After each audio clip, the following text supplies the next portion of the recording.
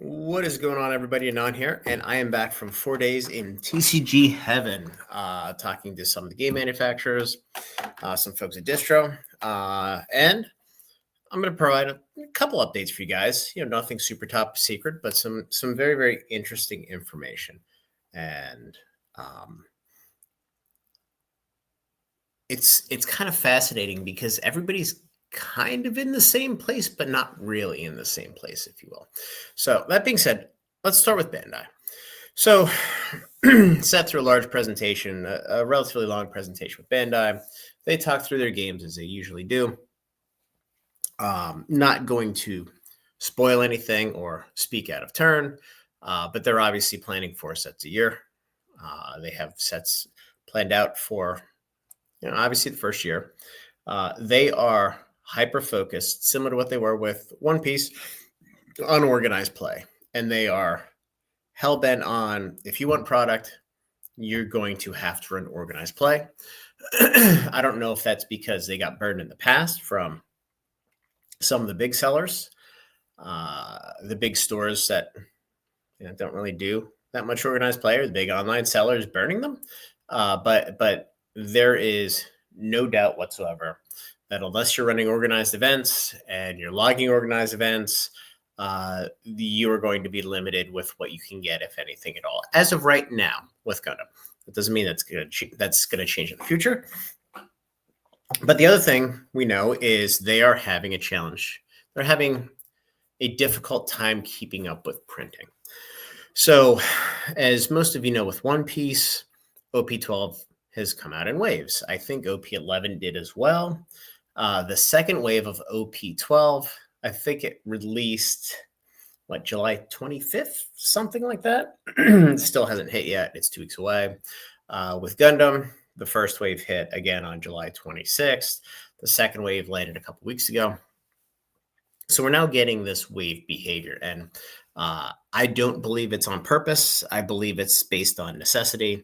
Now, it remains to be seen that do we go back to a large allocation at release from Bandai, or a large shipment, I should say, and perhaps those two were just a one-time blip because of tariff questions that I can't answer. And quite honestly, I didn't answer that question. So they're clearly going to invest a ton of time and a ton of resources in Gundam because they want it to be as popular as One Piece. And some of the other games that they have are not quite on that level, at least in North America.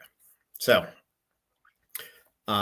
super nice group, same group that was there from Gamma, had some good conversation. So, moving on, let's talk Magic the Gathering.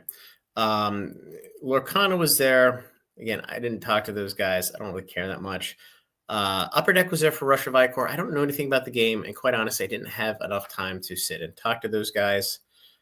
So I'm not really sure. And again, I'm using the Southern Hobby website because quite honestly, I knew what I wanted to talk about, but I wasn't sure what graphics I was going to show. So it's just easier to do it here. So moving to Magic the Gathering. So a couple of things that you may or may not care about. So for organized play, they have loosened the requirements for pre-release kits. You can now get them from any distributor that is not your WPN store. They are only allocating those items for WPN as they have in the past. Previously, you were only supposed to get them from WPN. They've loosened that. What's interesting is we had a fairly in-depth conversation on print runs and process and things like that. And I hadn't really thought about it this way, but they stated that the reason why they can reprint commander decks so quick and so heavy, and this is going to be common sense after I say this, is you have 2 print sheets per deck. There's no collation. There's no anything. You can just churn them out, put them in order, package them, and go from there. And what was interesting, they said that the item that takes the longest is inserting the collector sample pack into each one of the decks, which I guess makes sense now. But then the person made a comment that they're not doing that anymore. So that would be interesting. I don't know if that was a misspeak or if in the Lorwyn Commander decks, there aren't going to be Commander sample packs, which is kind of not great unless they're going a completely different route, because the Lorwyn Commander decks are up like $15 to $20 per display, and the displays it's 2 decks, so 2 copies of 2 decks, similar to what Aether Drift was. Hate to make that comparison, but it is what it is. We continued the discussion about play booster boxes, and they said straight up they're printing at full capacity. They cannot acquire additional print space at this point in time. And the reason it's taking so long is they are doing large print runs of each one of these sets. But if they pull in one set, then they have to print less of another set, which is, again, it's common sense, something that a lot of folks on YouTube have said. But it's always interesting hearing it directly from employees of Wizards of the Coast. So, they're doing everything they can. I did ask them a little bit about direct-to-consumer and Amazon, and he chuckled and dodged the question a little bit. So, yeah, I don't think it was an inappropriate question. It certainly wasn't an inappropriate response. It's just kind of silent acknowledgement that that's obviously part of the game plan, because if you're a public company, and one of the things that I mentioned was, look, they clearly tested the fence on how much product they can push out into the market until they just got shit on. And those were the Cynthia Williams days. So the only way that they can continue to grow revenue, grow the game, grow earnings, is you have to expand the margin. So you have to sell the same or a lesser amount of product at a higher price point. Well, you have LGSs, you have a bunch of folks that there's some price sensitivity, but you have a middleman in there. So you have the distributor. So if you go direct to customer through Amazon, you cut out the middleman, the margins are infinitely higher. So it's no surprise. And in fact, if you asked that question a year ago, they would have been like, what are you talking about? We would never do that. And now it's just like kind of a chuckle. And it's like, yeah, next question. So moving on. The last conversation I had, because there was no other conversations that were super relevant for this. Pokemon. So Pokemon, I asked specifically about the ETBs, and now that we're getting ETBs, and did get some confirmation that since all of the ETBs in Europe are now being printed out of the Netherlands, which is part of the reason why they're delayed, it does free up print capacity in the facility where they are able to manufacture ETBs in the US. So we should be expecting some additional ETB supply in not only reprints, but also in the sets as they come out.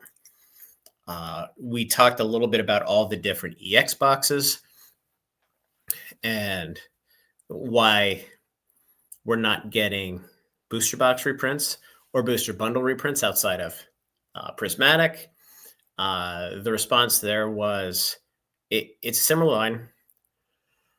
There are bundles coming out. He actually mentioned that there's a bunch of Surging Sparks bundles that just hit, which haven't hit distribution, but apparently they hit MJ Holdings over the weekend, like this current weekend. So they are pushing some product out, but same situation. They are printing at full capacity.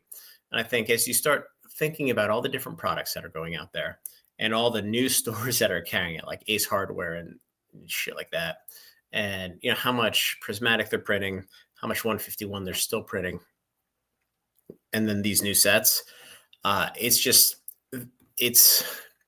they're printing significantly more than what they were a year ago at this time. It's just disappearing into the ether because the demand is so much higher. But yeah, they straight up acknowledge that they're printing as much as they can. Did not talk about print capacity freeing up in the future. He did mention that they opened a new line. And again, on further clarification, and I don't know if I misunderstood or if I understood correctly. That's when we talked about the freeing up of the line going to from the ETBs and UK product moving to the Netherlands. So that I believe that's what he was referring to. I did not have a chance to ask a clarifying question. As you guys can imagine, at the Pokemon booth, there are a shitload of people. But either way, they are at max capacity. They're printing these EX boxes. It is taking away their ability to print booster boxes. Absolutely. So what I will say is the new Mega Evolutions, the Charizard X EX UPC, they have been printing it since for many months now. From what I've seen with distribution, what I've heard from different channels is there's approximately 3 times more of these than what there were for the Super Premium collection, because they knew this was coming.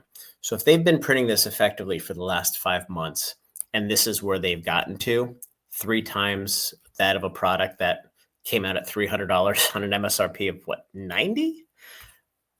We know they're having challenges. But that being said, there is a lot of product that is hitting distribution. There's a lot of product that's getting out there. The challenge is there's so many different SKUs and way more SKUs than what we had last year at this point, which is something I pointed out in one of the videos I did before I headed to the event here. People just aren't seeing it and they're not recognizing it.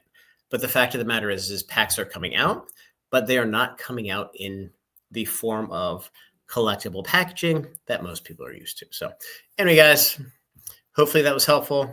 Like the video, subscribe to the channel, join the Discord, and any questions, just hit me up in the comment section. We'll talk soon.